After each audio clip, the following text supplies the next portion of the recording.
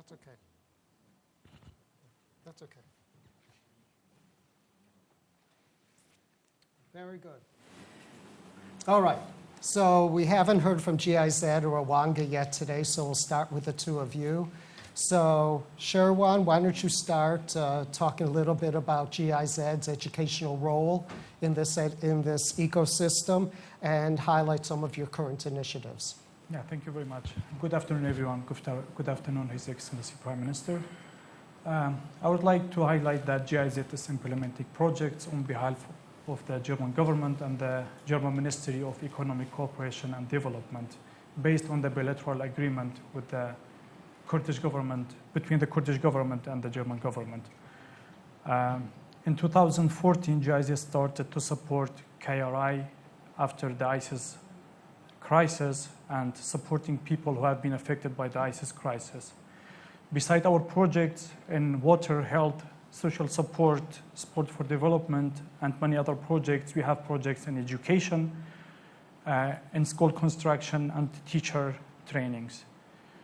So far, we have managed to train 11,000 individuals in vocational trainings, non-formal education, and also train 3,000 teachers in teaching methodologies, and also construct and renovate 57 schools in KRI. In total, we have around 18 projects in whole Iraq worth 450 million euros that have been spent till now in our projects in KRI. Now GIZ is commissioned to consolidate the results that they have been achieved in previous projects, such as having some intervention in the education sector in developing quality assurance system and supporting the Ministry of Education in creating facility management system for schools. I will stop here and then, if there are any questions, I would be glad to. Okay, thank you very much. Abdul Salam. Thank you very much, appreciate it. So I will start with in 2014, in fact, there was a picture had been circulated. At that time, ISIS attacked and all over the country, all over Iraq, youth were saying that we are going to immigrate from Iraq. And one of the pictures was, we are leaving the key for the last person, please turn off the lights and we are out. So at that time I said, please handle me the keys. I believe that many will stay, and if there will be no electricity, we will light candles. So I hope all the talks that we are going to talk from now and later on, we will be believing in lighting a candle instead of cursing the darkness. As Rwanga Foundation, we have been established since the middle of 2013. We have three main strategies we are working through it in order to deliver our service. One of them, providing direct services.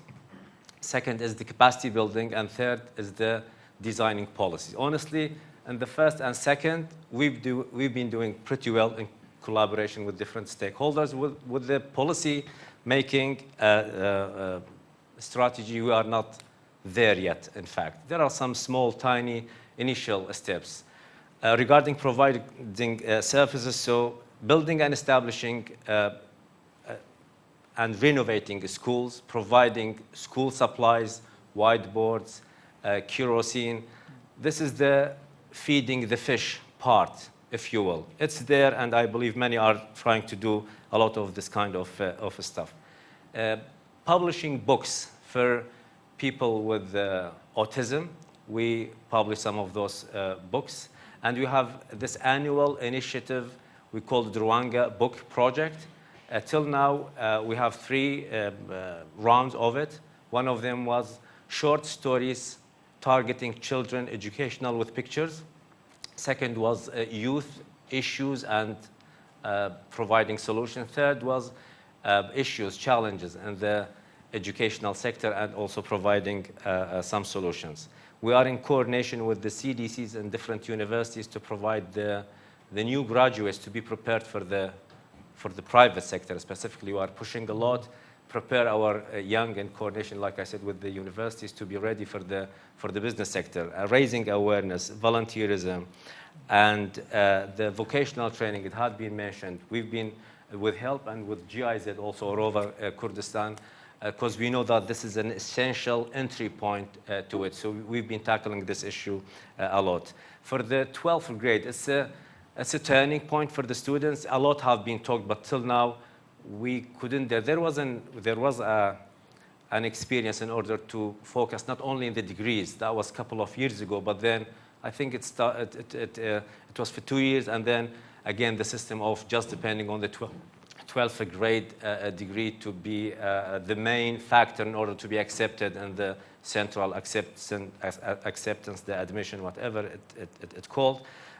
So for that specific part, 12th grade, we have a couple of initiatives. One of them for the private lessons, to provide samples for the 12th grade students in the scientific department. We have the English, math, chemistry, physics, and English videos online for free for the students in order to avoid the phenomena of private teachers. We have Qutab Khana application for the student to test themselves before being tested there. All the curriculums, all the questions, since ever till now, it's there for free for the students to be ready for the Wizari examinations. How to select your specific department, because sometimes Adab, Inglisi, English, art department, what is the difference between that one and English department and the educational college, for example. So we are providing this guide for them to just understand when you are selecting that profession, that specific college, department, what does it mean exactly. Besides a couple of other conferences, meetings, lectures for the youth in order to raise their awareness and have a meaning, and learning to be life, all life be an interesting learning journey. Thank you. Thank you.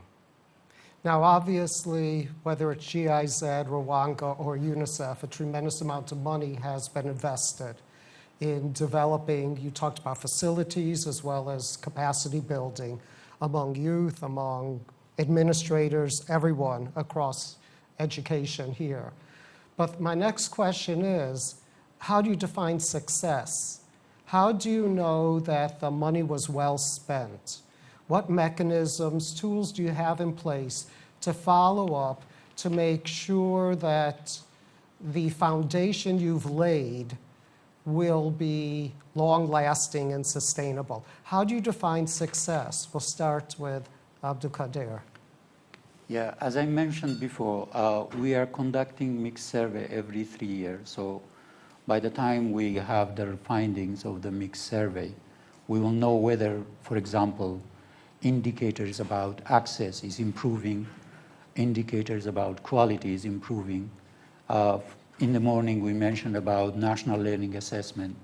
So if there is improvement, we know that there is like on track, things are on track. But, sometimes it's difficult to know because there should be another system within the government also to monitor that. And that system should be holistic and to have feeding data from all the agencies, all the players, they are supporting the education sector.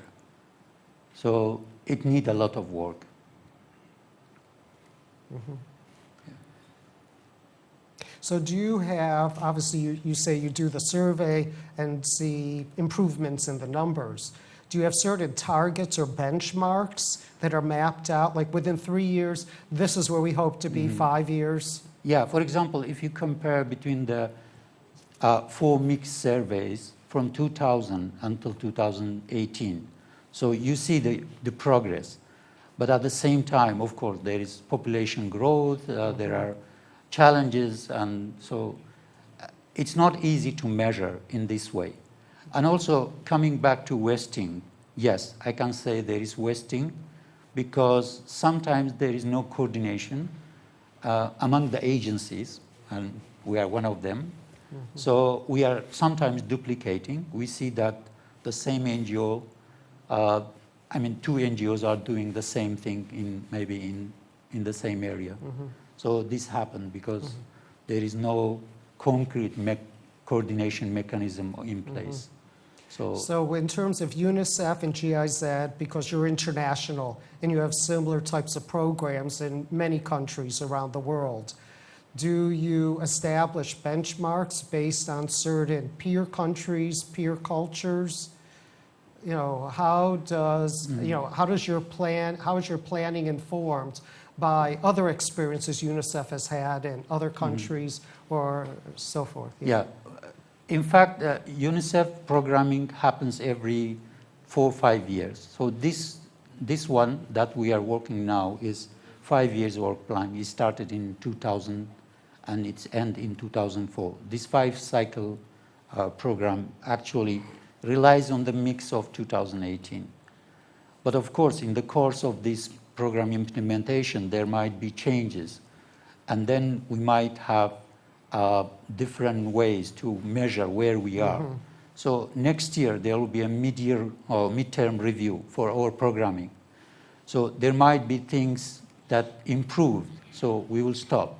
So there might be new needs that it should be incorporated into program.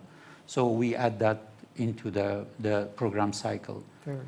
Yeah, so it's based on the needs of the country and needs on the ground. This is for the development. But we have also a parallel programming for humanitarian.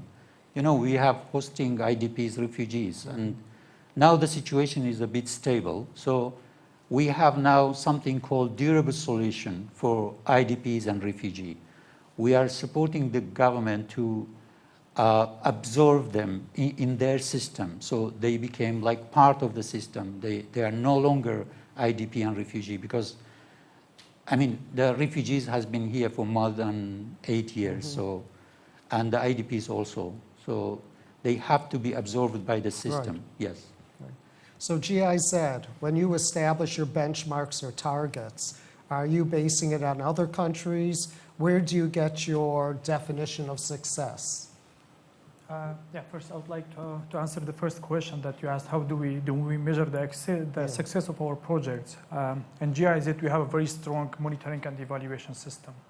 It is part of the quality management of our projects, which is at the beginning of the strategic planning is the result model of any project is designed. And then based on this result model, the result-based monitoring and the monitoring plan is established. So during the implementation of the project, we collect data, the monitoring data, and we analyze them, we evaluate them, and depending on the findings of these data, we take the decision of adjustment within the project if it was needed. The strategic decisions and the management decisions for steering the projects are taken according to these data. And all our projects are designed actually depending on the need of our government, because we have a very close relation with the government, and all the needs from the government are discussed and forwarded to us. And then depending on this need, we define our projects. If I answer now the second question, how do we coordinate between the agencies? Of course, there is the education cluster that is trying to coordinate between the agencies as much as possible. But somehow it is, of course, impossible to have it 100% to avoid duplications in the same field, having intervention in the same area. We do, from our side, try to coordinate as much as possible with other agencies, but it is somehow, of course, impossible because there are many agencies having intervention in the region. But here, I would like to highlight the role of the government, that they can coordinate between different agencies that they are supporting the education sector, as they are the main partner in this issue. And they are in knowledge of all the agencies that are having intervention in this sector.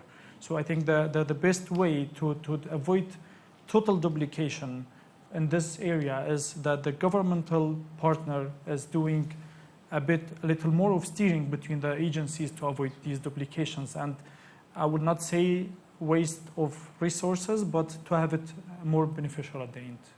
Yeah. Okay, so for Rwanda, how do you measure? What mechanisms do you have in place to measure impact? True. So there is the easy way to answer that and try to market for the institution and say everything is fine and we are doing pretty well. But from the result that we have in general, and it's not about one person, one institution show, it's about the whole country, the whole region, our nation. So all in all, the easy answer is depending on the strategies that we are adopting. So providing direct services is very easy to measure. A person with no clothes, you would give him, he happy, she happy, I'm happy, everybody is happy, is fine. Hunger is there, you feed them. Tent is not there, there is no books, you print the books.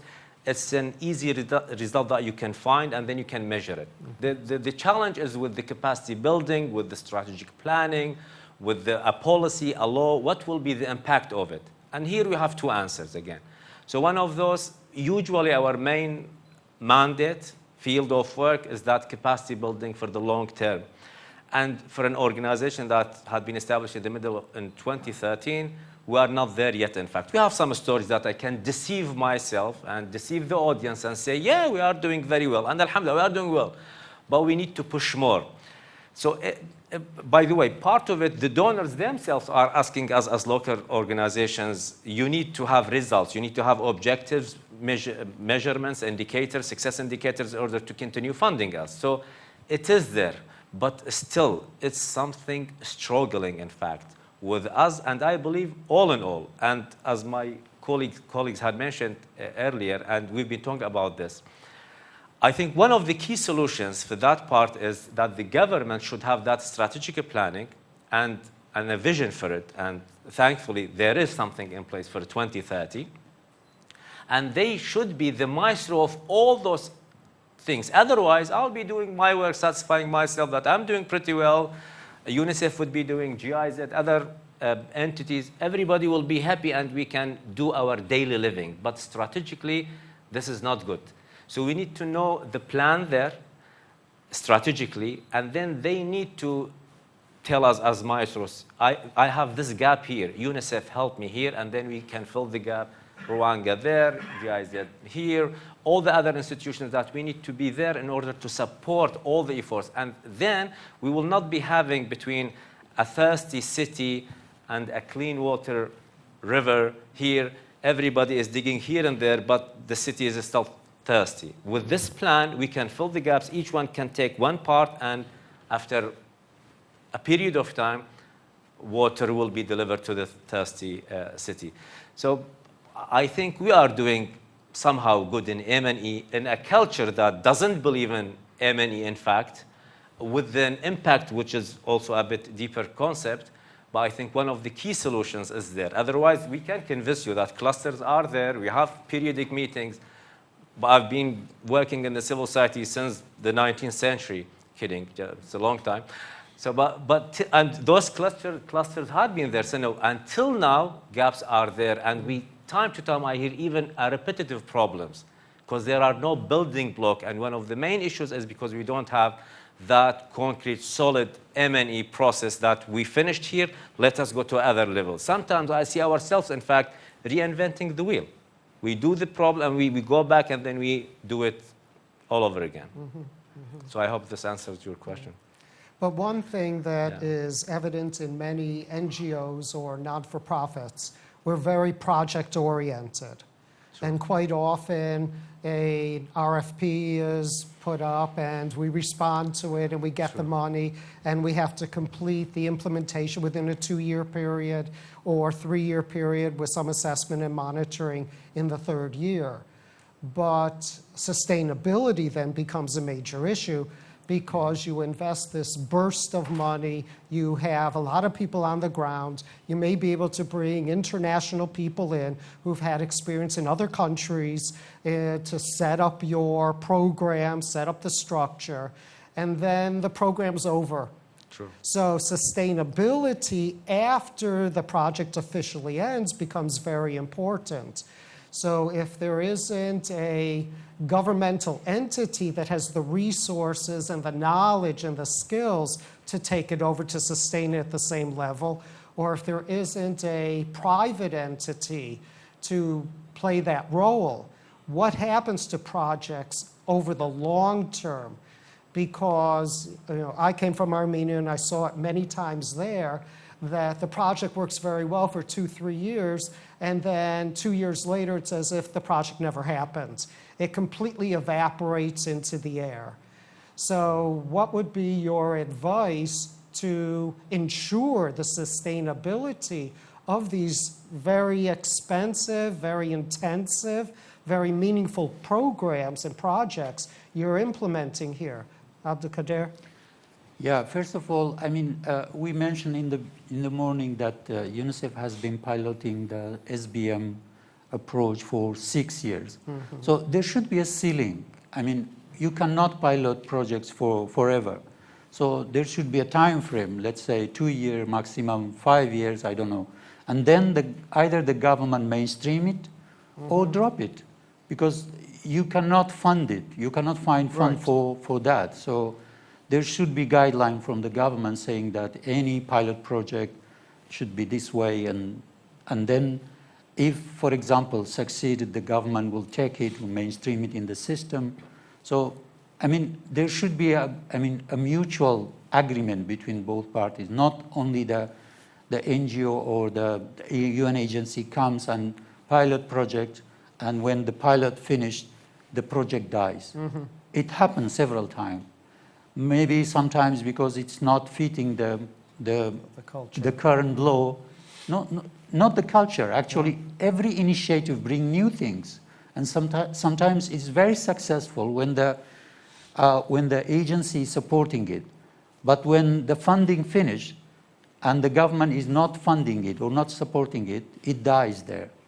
So sometimes because of the law, as Dr. Glauer mentioned in the morning, that some initiatives are not matching with the current law. So simply the ministry will say that we cannot sustain this because it's against the law. And in this country, it's very difficult to change the law. It takes so much time. Sherwan, on the sustainability of programs? Yeah, simply it is the ownership by the government, by the ministries and the public sector. When we design a project, of course, the character of these projects involves the ownership of the government. So if there is no ownership, if there is no involvement by the government, there will be no sustainability, whatever you do. So the projects should be designed in a way that the government would be the owner of these projects, and we would be the supporting partner. We would be the supporting organizations of these projects. We are not bringing any projects from out of blue to the region and implementing it, and then you don't know if it will be successful or if it will be sustainable or not. So the ownership of the government is the key success of the sustainability of the projects. And the second one, we all know we are facing the financial crisis over the region, but making the available financial means for the projects for after the organizations or the agencies are introducing these projects would be also another factor of the sustainability of these projects. Now, Abdul Salam, you had the Rwanda Youth Forum just a couple weeks ago. Yes. And you displayed your list of private industry sponsors. True. That supported that initiative. True. So what role does the private sector have in these initiatives, and as we're talking here, sustainability? True. I was afraid that you'll take me to another question. I wanted to answer this one. Oh, go ahead. No, this is good. This is good. So my understanding, good governance doesn't mean that all the burden should be on the government per se. And this is not me saying this. This is the United Nations Report for Development. Good governance means all the three sectors should cooperate with each other. Yes, the government is the main decision maker as a machine, especially in a renter country. It is the biggest machine for politics, for economics, for culture, for everything. Yes, but still is the responsibility of the private sector to be part of it for a good governance. It's the responsibility for the civil society to see themselves as part of this development and they are part of the problem, they need to be part of the solution also. So when we say it's all about the government and just blame the government, I don't think it's fair. And good governance means that the three sectors should come together, think together, plan together, disseminate the rules upon each other. And then, yes, the government should see the role of sometimes do it directly as a service and sometimes to monitor, to organize. Especially we are transitioning from a social-based economy to a more of open market kind of economy. So when we say it's the role of the government, this will take us back to this question, what kind of government do we want? Are we saying that all the services should be done by the government? If this is the case, which I don't think is the case, because we are in another direction, that the government is delegating some of those services to the private sector and to the civil society. So it's not exactly that we need to say everything, all services should be upon the government. Yes, the government can organize, can facilitate, can monitor, etc.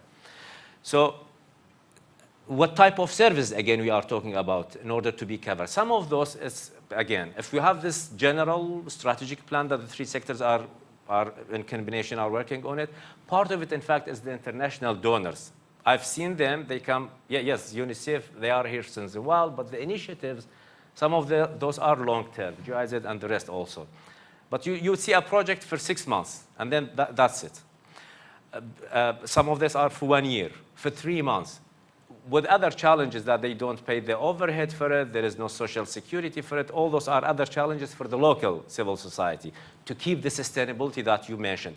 You mentioned that they are project-driven. I would say sometimes we as NGOs, local NGOs, are even donor-driven, not just the project-driven. So you would see us changing the hats depending on the donor because they have the money, just for us to survive.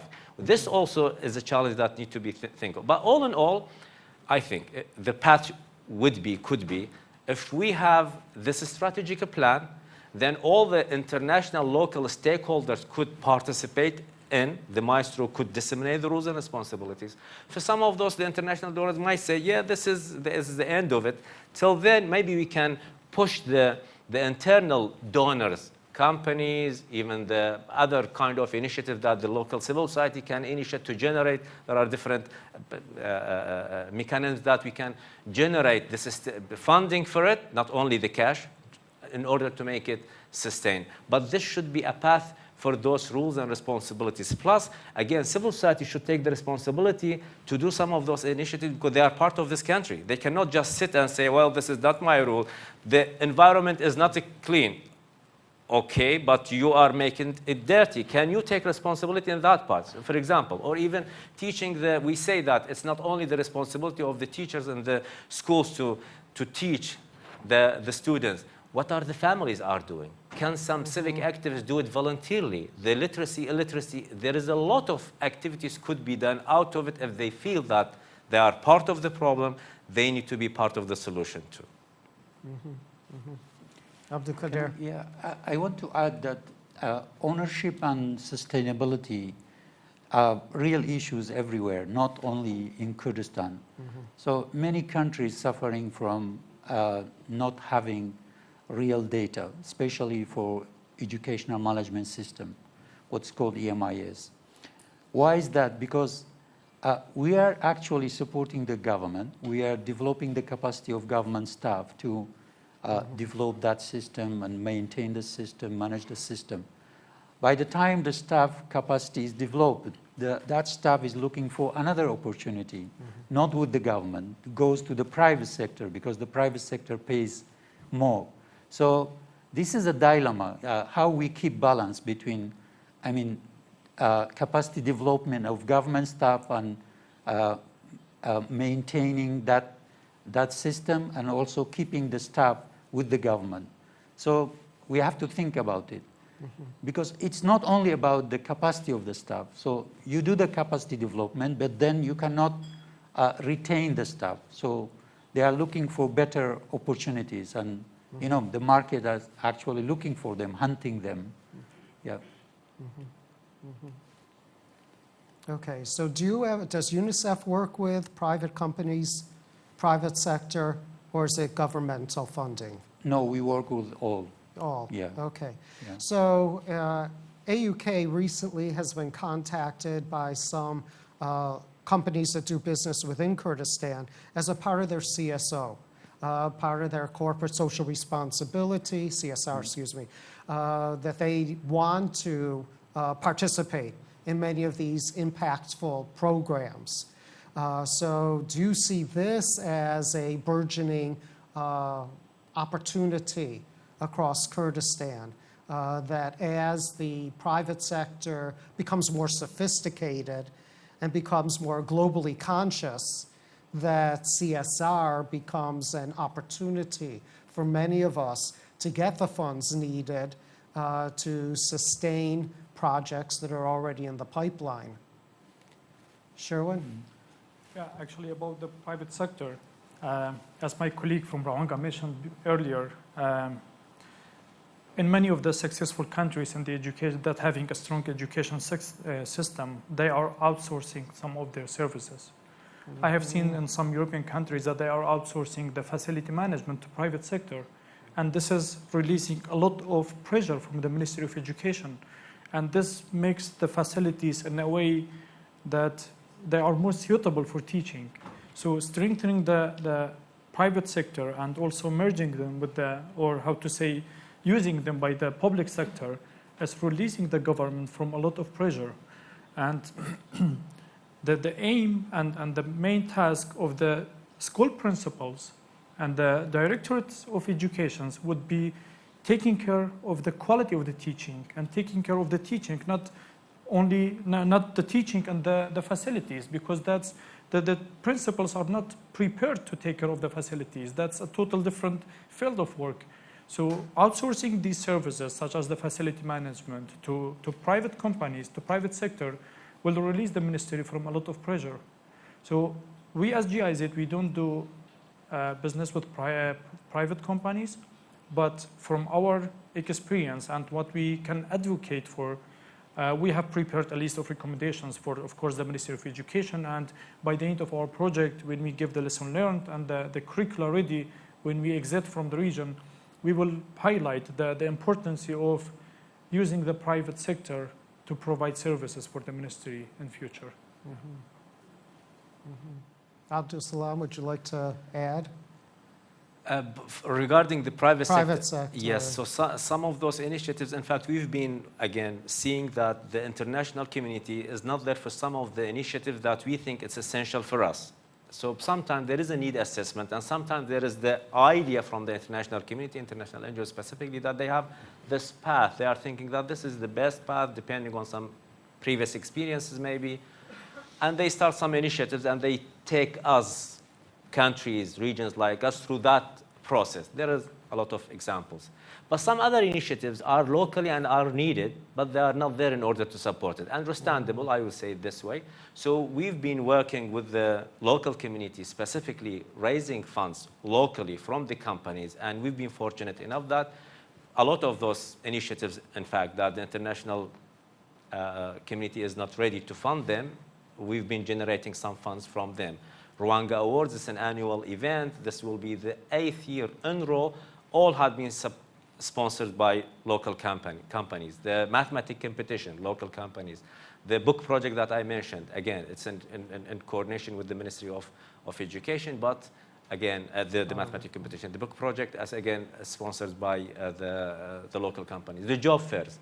So in general, we've been fortunate trying to, because for the long term, we know that the international community will leave one day. And at the end of the day, this is our region, our country. We need to take responsibility, try to raise the awareness, be there, try to solve it by our own hands.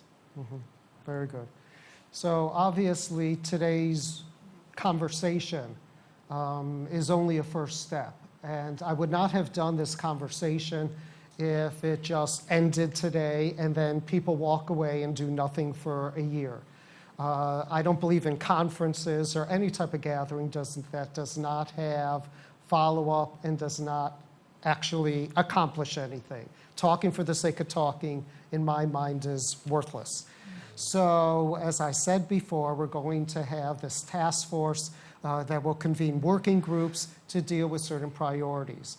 So I would like to go down the line and ask you, because you've all been in this ecosystem for 6, 7, 8 years, what would you say are the top 3 priorities that we should look at in detail?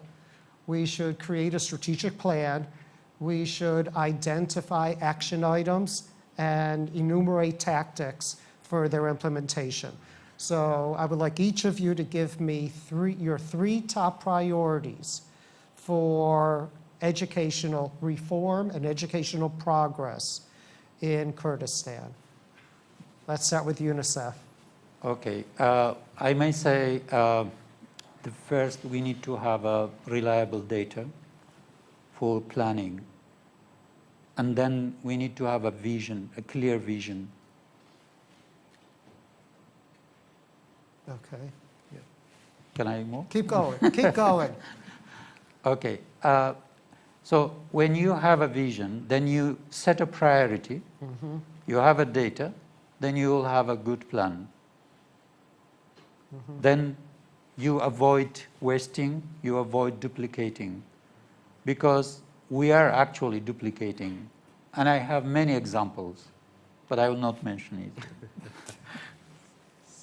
Abdul Salam? So three things. Yes. One of them is that we need to have a philosophy of our education. What is the final product from our educational system? And thankfully, I hear that there is a process in this regard, so maybe this will be solved soon. Second is the vocational schools.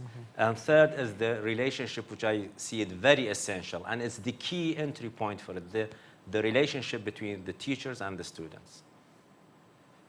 You said three, yeah? So in what way is that problematic? How are you identifying that as a priority? Something more of the coaching mentoring that Ms. Mercy mentioned?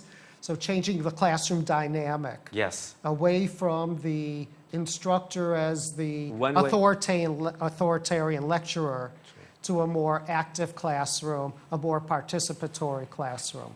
100% true, and depending on Bloom taxonomy, we see that all the curriculum is depending on remembering, on examination, and the examination is kind of a punishment for the student, while it's an evaluation for the teacher. But it's the vice versa, and I've been hearing some of those teachers are being proud that no one from my class got passed, as if this is something good, which is an indicator that, sir, ma'am, you've been not delivering properly. So it's all about remembering the information, not understanding or go to upper to the creation level of it. Sherwin, your three priorities? Yeah, I would mention 3 points that I see them very important to have intervention. And the first one is the infrastructural issues within the education sector that needs to be really investigated. We have overloaded schools, 2 to 3 shifts of students, some thousands of students in one school, and some other schools with a couple hundreds. So that's one main issue. And the second one is the is the curricular issues. Some of the curriculum that are used are outdated, and some of them are more advanced than to be taught in the schools. So the curricular issues also needs to be investigated. And the third one is the organizational issues, the organizational development. So pointing out these 3 issues and finding the strategies, how to move on with them, how to develop these issues, or how to overcome these issues, and where do we want to reach, and for example, in 5 years, and then drafting a strategy for the implementation or for the intervention in these main issues that I have mentioned I think will have a very good results at the end when you define the strategies and when you implement the strategies in the education. Yeah, these will be my main issues. Yeah. Have any of you worked in higher education, or mostly it's all K through 12? No, for Just us K it's through 12? K to 12. Just K through 12? Working as a profession or dealing with them, engaging? Dealing with it, dealing with higher education, discussing such issues in higher education as well, because there are many issues that we need to address in higher education. And even today, there was mention of that students, based on their high school GPA, end up in certain programs rather than by vocation or motivation or passion or enthusiasm. And I think all universities suffer as a result of that. So we have to look at the way the ministry and its equalization and its admission standards socially engineers people in certain majors and certain programs at the expense of others that may be more so valuable to the society at large. Or by default, many students end up in certain programs because their GPAs are lower when those programs are not at all tied to workplace development or any type of career that is available in Kurdistan. So I think many of the issues you cited today are also very apparent in higher education. And that's one of the reasons I made a K through 19, because we can't forget that higher education must also be assessed as this continuous growth of the child into the student, into the professional, from beginning to end. And I think that the social engineering that goes on in K through 12 also carries over into higher education. And no one ever talks in this country about master's and doctorate. Even in terms of higher education, all the conversations on bachelor's. So again, if we're looking at professional development and economic diversification, it is the growth and prosperity of master's and doctoral programs where you have your research that actually produces intellectual property that's capable of patents and many other inventions and innovations and entrepreneurship and the development of SMEs. They're very important for especially an economy like this with such an underserved private sector. Okay, so I'd like to open up the conversation to questions. So if anyone has a question for any of our panelists or about the NGO sector and how it functions.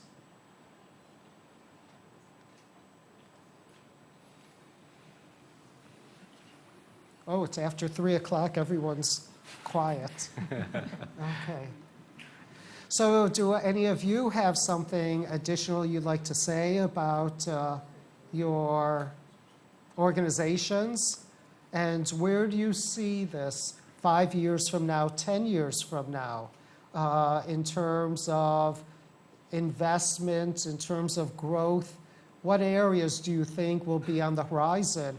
Are they going to be fueled by climate change or SDGs? What are going to be the motivating forces as money it becomes available to invest in Kurdistan?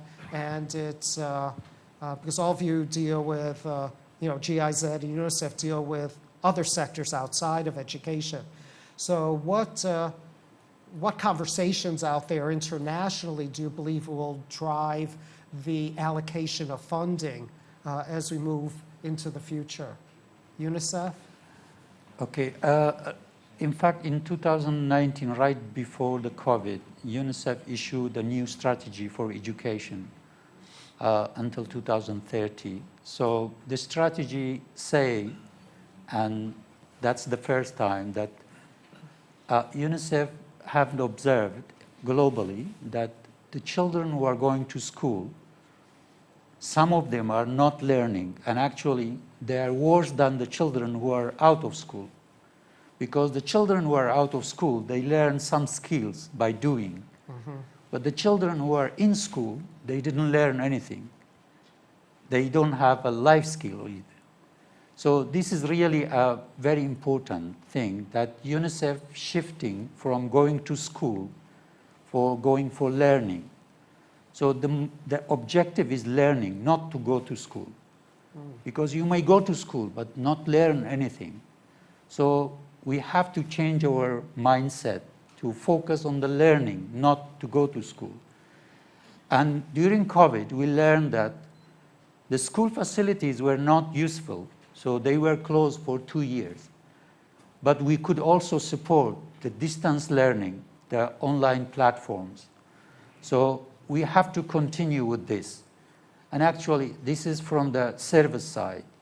From the content, the COVID actually told the international community that the current curriculum may not be useful anymore. So we have to shift from another type of curriculum that's self-learning. So the traditional curriculum needs a facilitator, a teacher. But the new curriculum should be designed in a way that the learner try with himself or herself.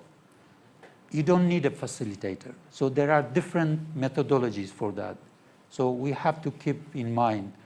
So when we buy a new curriculum or we design a curriculum, we put this point in our head that we have to have self-learning curriculum. not the traditional one. Because Abdul Salam, I know you've thought a lot about non-traditional learning, especially in the aftermath of COVID, the new normal of education. True. So what are your views on what education is going to be looking like in the years to come? It's challenging, as also Yuval Noah in his books also is referring to in the Homo Deus and the 21 lessons for the 21st century. We exactly don't know where are we heading to, in fact. But there are 4 main topics, let us say, as he calls them, the 4 C's, that need to be embedded in all curriculums all over the world for the new graduates to be ready for the 21st and the 22nd century, because we are talking about humanity. And we as Kurdistan, if we want to be here, developed with the international community, the 4 C's are communication, collaboration, critical thinking, and creative thinking. So our teachers, our curriculum should have those kind of skills, because you never know. It's a one-man company in the future. What would happen? A person could live with the YouTube twice of her age without finishing it. So the traditional way of learning, things are getting changed, and the responsibility of learning should be a responsibility of the person himself, herself, and the family before it's a duty of a governmental entity. This spirit also should be there. More skills, less knowledge, because with one click you can know everything. So if I would know when this battle happened, it's something that I can memorize, but why it happened, where it will lead us, the dynamics in it, this is what need the mind to think of. But even these days, memorization is not that important as when you have Wikipedia and Google at your service. True, yeah. Memorization is even less important. Very true, very true. Yeah. Sherwin, what are GIZs? What's on the horizon in terms of conversations and vision in terms of future projects and issues? Yeah, so far we have the current project until mid-2022. And I think we will stop there, supporting the Ministry of Education. We have some other little projects, but I think GIZ is a bit shifting their focus to other sectors to develop now. So supporting the Ministry of Education, I think we have done a lot so far, and nobody can support any country, any ministry forever. So this is why it is very important that the organizational development and new systems and SOPs are in place, that they can implement themselves and also depend on themselves. I know it is not that difficult as it was in 2014 and onward. It is the situation a bit more relaxed now. So I think our ministries are more capacitated, and they have developed their capacities that they can, of course, deal with some of the obstacles that are in the way. So GIZ strategy is, so far, we have the strategy that we are here supporting the ministry and the educational sector until mid-2022. But there are 2 more points that I would like to mention. I find them very important. I don't know if I will have the chance later on I will mention or not, but so I will take the opportunity now. The Ministry of Education has this amazing system of data collection, eParwerda. They have all kinds of data there, and it is done in a very nice way. But the most important part is how do they analyze these data, and how do they evaluate these data? What do they do when they have findings about these data? It is not the amount of the data that you have, it is what you do for these data. So I would like to highlight that it is very important that when these data are analyzed, steps to be taken, decisions for adjustments need to be taken. I don't know if that's already in the plan of the government or the vision of the Ministry of Education, but that's very important. And the second point is the COVID-19 moved us forward a little bit in the higher education. Students I will just emphasize what my colleague said here, students got familiar how to use online methods, how to search things, how to depend on themselves, how to join Zoom calls. Like I'm also from the region, we cannot hide that it was very, very bad for the students at the beginning to learn how to search topics on the internet. So they already have took some steps. And now I think the ministry's strategy is to go back to the physical learning again. And I would say that's very important if they find a way of hybrid system, that they don't get rid of what the students have learned in the past, but they adopt it and they developed on it. That will be very important to develop the soft skills of the students in parallel to learning method, learning strategy when they are in the university.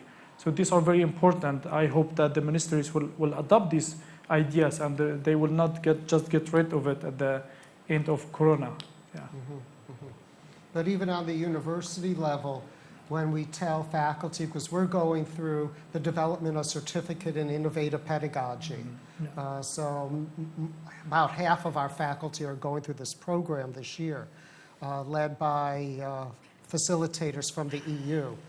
And one thing that we have to continually state in these workshops is that when you deal with multiple learning strategies, when you introduce multiple technologies in the classroom, when you start to introduce creative thinking, creative problem solving, and all of these other things, the classroom gets a little messy. Yeah. And I love a messy classroom. I love a very noisy classroom. I love the circus environment because it generates a lot of energy. Sure. That if you're a good teacher, you can harness that energy into a very positive force. Sure. Because energy is what makes people think, be creative, be innovative, and that's obviously what Kurdistan needs. So there's a lot of resistance. Faculty members at universities, as well as I'm sure teachers in K through 12, feel that they will lose control in the classroom. It's starting to become a little outside their realm of knowledge, their realm of understanding, and they are holding back, fully embracing these multiple learning strategies that are actually available and that everyone was able to experience in the past couple years. So that, I think, is very important as we talk about capacity building for the teachers as well, because none of these things will change in the classroom if the teachers aren't on board and if they don't start to appreciate the possibilities that they have not been able to enjoy over the past years. So it also has to deal with the way we frame it, the way we contextualize it as we roll it out to teachers and university faculty, that they embrace the messiness, they embrace the unpredictability, they embrace the noise and the slight bit of chaos that will result out of these new learning strategies. They have to give up some of the control in the classroom, but sometimes that's a good thing, not a bad thing. Agree, totally. So, any questions? Oh, we have a hand there towards the back. You can give him a gift. He gets a candy bar.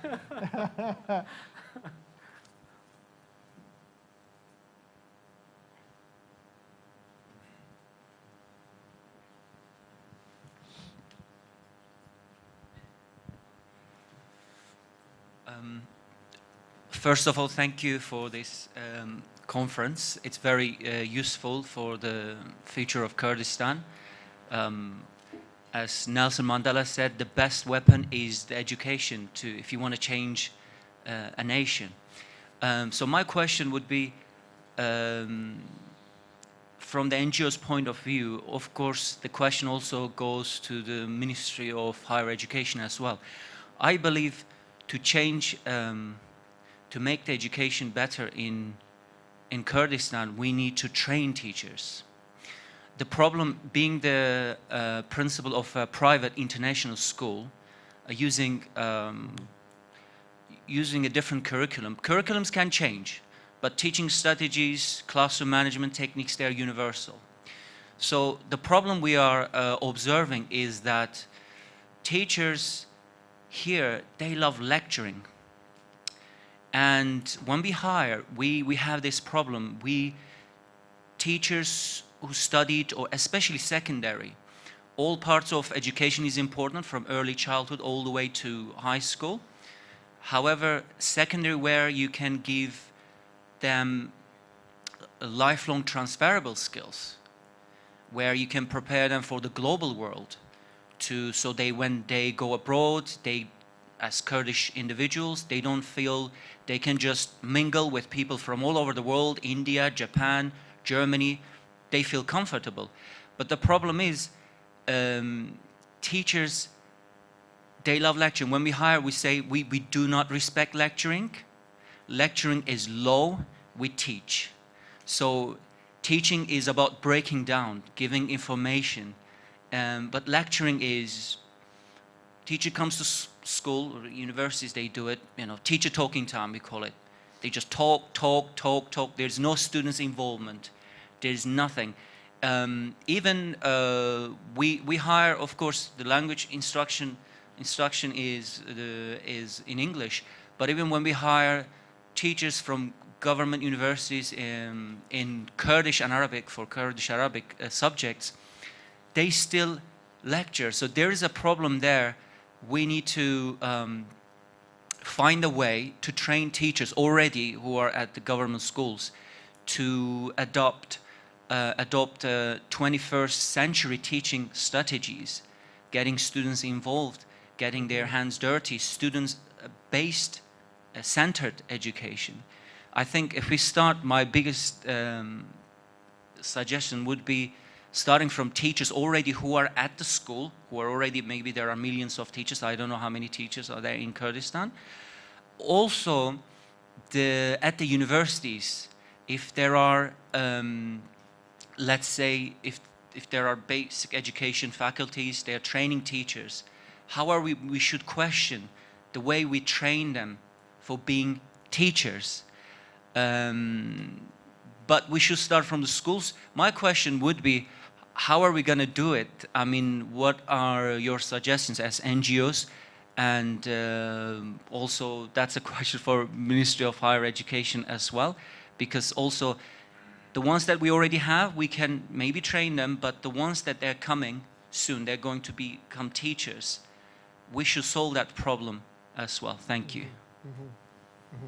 UNICEF has been involved in teacher trainings. Yeah, in fact, I want to say, together with the Ministry of Education, we are establishing a platform for teacher training.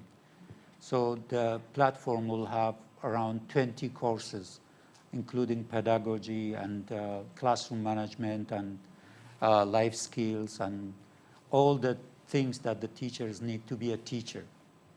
So, and the first course will be how to use the platform and how to use technology. Anyone else want to chime in? In fact, there is an institution within the government for training teachers. The center is there, Yes. but not that activated. Yeah. And I think, by the way, even the graduates from the University of the College of Education all over the universities, all over Kurdistan, they teach them how to use multiple ways in order the طرق التدريس, the ways of the techniques of delivering Because I know information. Salahuddin University is partnering with universities in Germany for best practices. And I'll give some shameless self-promotion. So at AUK, I just mentioned that we are piloting this certificate for our faculty in innovative teaching methods, innovative pedagogy. After we refine this certificate program, we will push it out so other faculty from other universities can also come on campus for an intensive, like, summer session to learn the same thing. But we also want to retool it for K through 12 teachers. So K through 12 teachers could also benefit from the best practices that we are gathering from our experiences. Here on the aisle, yes, sir? Do we have the microphone? It's coming. Thank you very much, Randall. Thanks for all panelists. I don't have a question for the panelists, but I just want to answer the question which was really addressed to the Minister of Higher Education as well. My name is Aman Saeed. I'm working as advisor to the Minister of Higher Education and Scientific Research of the Kurdistan Regional Government. I strongly agree with the concept. It's very essential to introduce new pedagogical training for university lecturers and professors. What we have done in 2018, we've started a new initiative. We call it pedagogical reform. We have done that in collaboration with one of the universities in Finland, which is called Hämeenlinna University for Applied Science. This program is specifically designed to train or to provide a group of university professors to work as a TOT and focusing mainly on new concepts of innovative pedagogy, entrepreneurial, student-centered approach within the system. So what they did, they went to Finland, they stayed there for 2 months. When they came back, they developed new curriculum, the curriculum is quite consistent with the requirement of innovative and entrepreneurial approach, and also student-centered approach. So we managed to set up this, and one of the key things in this, the key element was incorporation of technology. And the good thing was we've started that before coronavirus pandemic. So it was one of the tools which was really used during the pandemic to promote online learning as well. So the key point is the initiative is there, but we need to expand it. The capacity is really limited, and also we cannot provide opportunities for university lecturers who already have their, for example, academic title. So we need to involve everyone, the existing lecturers, professors, as well as the newly enrolled staff members. So we are working on this project. Thank you so much. Thank you very much. So with that, I'd like to conclude this panel. I'd like to thank our panelists, Sherwin, Abdusalam, and Akadir. Thank you very much for your contributions today. Appreciate it. Thanks a lot. Thank you. Yes, yes. Thank you, sir.